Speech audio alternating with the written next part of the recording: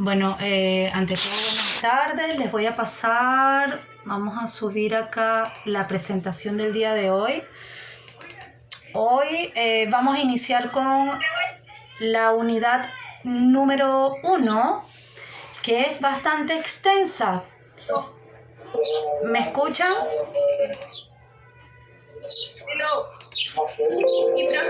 ¿Sí? A ver, ¿quién está acá? Te voy a poner en mute, Erika. A ver, la unidad 1 es bastante extensa. Tiene una cantidad de horas de 28, pero este es según, obviamente, los sistemas de manera presencial, ¿ok? Pero en lo que cuenta la diversidad del currículo, hay varios elementos que les voy a nombrar a continuación, que son los niveles de concreción de currículo, elementos de los currículos o del currículo nacional, que son los objetivos, contenidos, estrategias metodológicas y recursos. Ya después vendría evaluación, organización curricular y todos los demás indicadores que ven en la diapositiva. Hoy nos vamos a enfocar netamente en los niveles de concreción del currículo y en los elementos que conforman el currículo, ¿ok? A ver, para iniciar, obviamente es importante saber qué son los niveles de concreción del currículo. Los niveles de concreción del currículo es el proceso que constituye paso a paso, ¿ok?, que se deben observar para ir del currículo nacional a la planificación del currículo institucional y a su vez a la planificación del aula, ¿ok?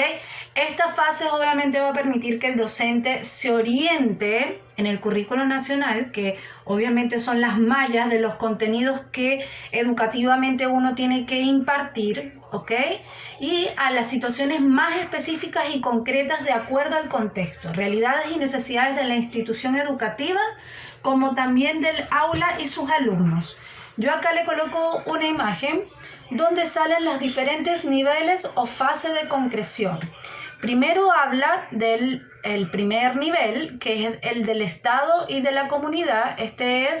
Tiene que ver con el documento en sí que está estipulado por la nación, ¿ok?, que es el currículo nacional. Luego, en el segundo nivel, ya viene incorporándose el proyecto curricular del centro o del establecimiento educativo, ¿ok? Ya en la tercera fase ya ingresan las planificaciones de aula y luego, como cuarta fase, vamos a ver la adaptación curricular, pero esto ya sería finalizando ya el semestre, que es cuando vemos las adecuaciones curriculares, ¿ok? ¿Qué es el currículo nacional?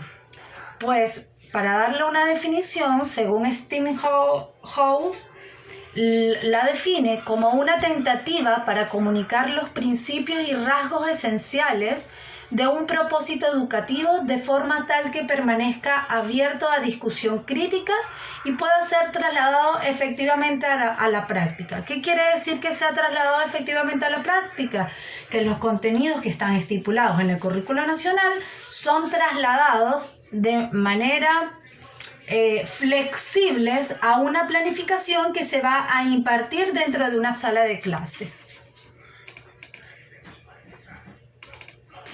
¿Cuáles son los elementos del currículo? Bueno, les mencioné arriba que los elementos del currículo eran 1, 2, 3, 4. No, sí, 1, 2, 3, 4. Primero los objetivos. ¿Los objetivos qué son? Los objetivos establecen las capacidades básicas que deben madurar los alumnos como consecuencia de su propio proceso educativo. Existen 5 grandes tipos de capacidades humanas. Las cognitivas o las metacognitivas, que tienen que ver con los procesos neurológicos, ¿verdad? Las motrices, que tiene que ver con los movimientos, que puede ser psicomotricidad fina, psicomotricidad gruesa, ¿verdad? De equilibrio personal o afectiva, esto tiene que ver la parte socioemocional, de relación interpersonal, cómo tiene el contacto con los compañeros de clase, con los docentes o con el contexto que lo rodea, y de actuación o inserción laboral, social, que tiene que ver netamente a conductas o comportamientos que uno trabaja de manera por encimita, que se trabaja en cuanto a los comportamientos o conductas que deben ser aceptadas, entre comillas, por la sociedad. Obviamente hay ciertos indicadores que uno tiene que trabajar, como el buen hablante, el buen oyente, el respetar al adulto mayor, obviamente las personas con discapacidad, ¿ok? Eso tiene que ver con esa parte de actuación o de acción e inserción social. En el marco del currículo escolar podemos encontrar 3 tipos de objetivos. El objetivo general de esta etapa, que se refiere a las capacidades básicas que se pretenden madurar en cada una de las etapas educativas que forman parte del sistema educativo. Por ejemplo, si yo estoy acá, no soy la profesora de segundo básico del Colegio Santa Marta, por un ejemplo, ¿cuál es mi objetivo general de mi curso en cuanto a la planificación? Obviamente que lograr en los estudiantes la mayor cantidad de competencias requeridas para ser promovido para el segundo nivel, ¿ok? Que sería como para el tercero básico. Esa es una especie de contenido general, de objetivo general. El general es el macro, ¿ok? ¿Qué quiero llegar yo a lo macro? ¿Sí? Luego habla de los objetivos generales de cada área. Se formulan las capacidades que se esperan que los alumnos maduren y las pone en relación con los contenidos propios de cada área. Cuando acá habla de los objetivos generales de área, lo podemos puntualizar como objetivos específicos dentro de mi planificación de aula, ya que estas capacidades son individuales de cada área o de cada asignatura. Por ejemplo, yo en el área de relación interpersonal, yo voy a promover espacios recreativos, grupales, que propicien a la mejor relación entre los compañeros. ¿Me explico? O sea, estos objetivos generales de área son más bien arrojados de nuestro objetivo general, pero obviamente determinando cada uno de los tipos de capacidades que nosotros trabajamos. Los objetivos didácticos concretan las capacidades básicas cuya maduración se pretende en cada fase del proceso educativo, que esto es ya la programación final, que es la planificación del aula. Contenidos.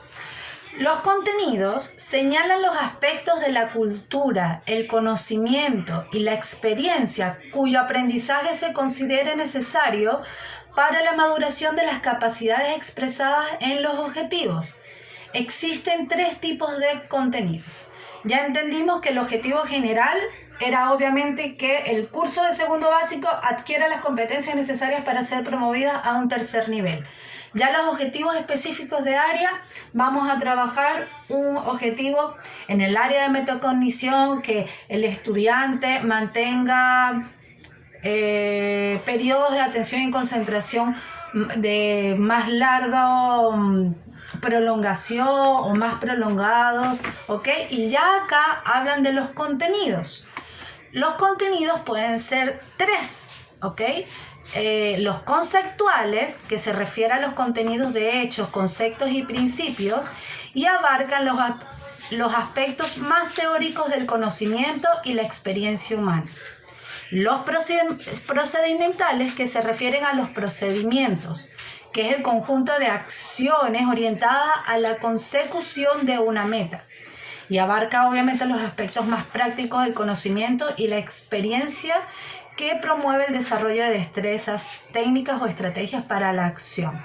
Y los actitudinales, que se refieren obviamente a los valores y normas que deben regular un comportamiento de la persona. Ahora bien, Otro de los elementos es la estrategia metodológica.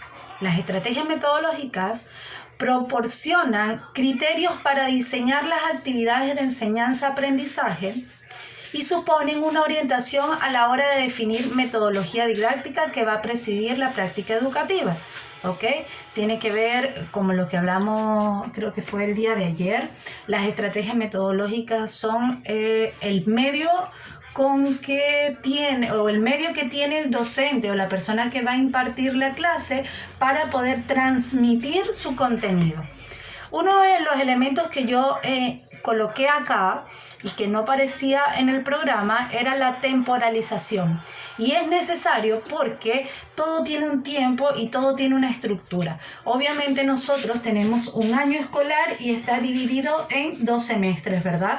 Entonces, obviamente la temporalización refiere a la necesidad de ordenar y secuenciar en el tiempo los objetivos y contenidos de enseñanza-aprendizaje. Por eso se los agregué, no estaba en el programa del instituto, pero es importante que ustedes sepan que siempre tiene que haber un orden y una secuencia en el tiempo. ¿Okay? Acá les coloqué una imagen que habla un poco de las estrategias metodológicas, que habla de las estrategias de enseñanza, que son procedimientos, acciones y ayudas posibles que utilizan los maestros para promover aprendizajes significativos. Ejemplo: generación de expectativas, activación de la información previa. Eso tiene que ver también con la indagación de conocimientos previos. Por ejemplo, si el día de hoy yo voy a trabajar los animales vertebrados e invertebrados, primero puedo llegar y decirle: hola chicos, ¿cómo están? Hablemos de los animales. ¿Cuáles son sus animales favoritos? ¿Y tú crees que ese animal tiene esqueleto o no tiene esqueleto?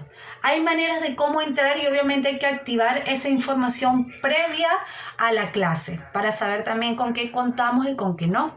Y las estrategias de aprendizaje son los procedimientos para aprender, recordar o solucionar un problema. Ejemplo: tenemos el repaso, el subrayar, el destacar, el copiar, las imágenes mentales o los mapas mentales, el parafraseo, el tomo de notas, entre otros.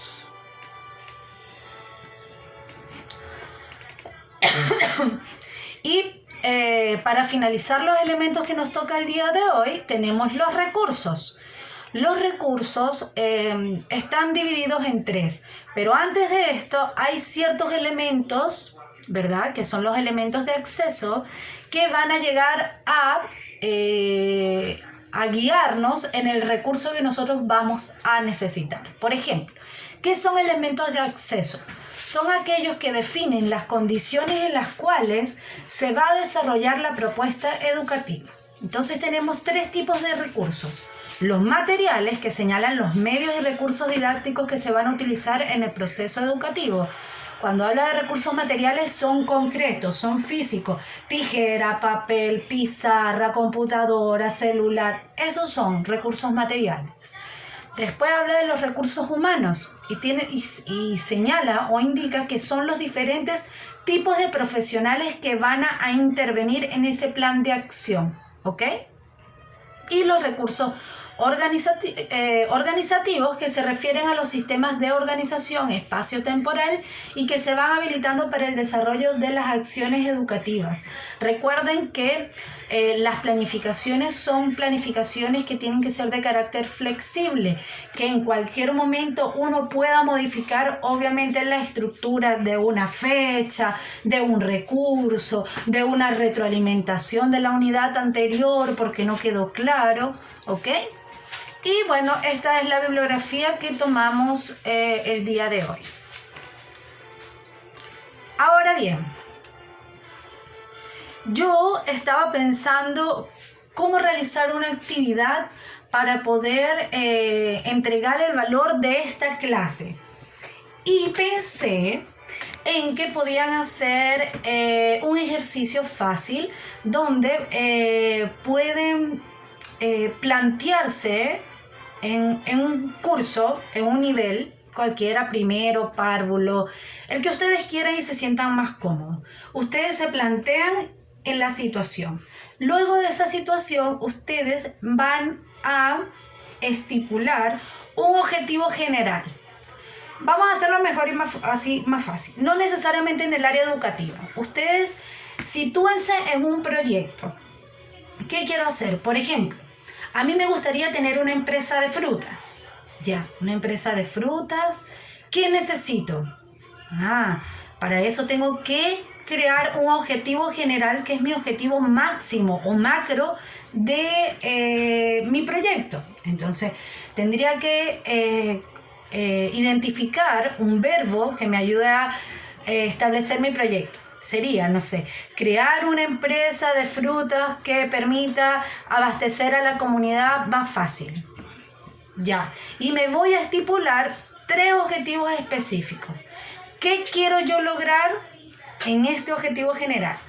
Quiero lograr que apoyar a los proveedores de la zona. Quiero lograr que las personas consuman un alimento sin mayor conservantes. ¿Qué quiero lograr? ¿Ok? Entonces, la actividad es 1. Proyéctense, ¿ok?, en una situación. Luego de esto, van a definir un objetivo general. ¿Qué quiero lograr con este proyecto que tengo en mente? Y posterior, ya teniendo estipulado cuál es el objetivo general, vamos a desarrollar 3 objetivos específicos. ¿Ok? Recuerden que los objetivos específicos se desglosan del objetivo macro, que es el general.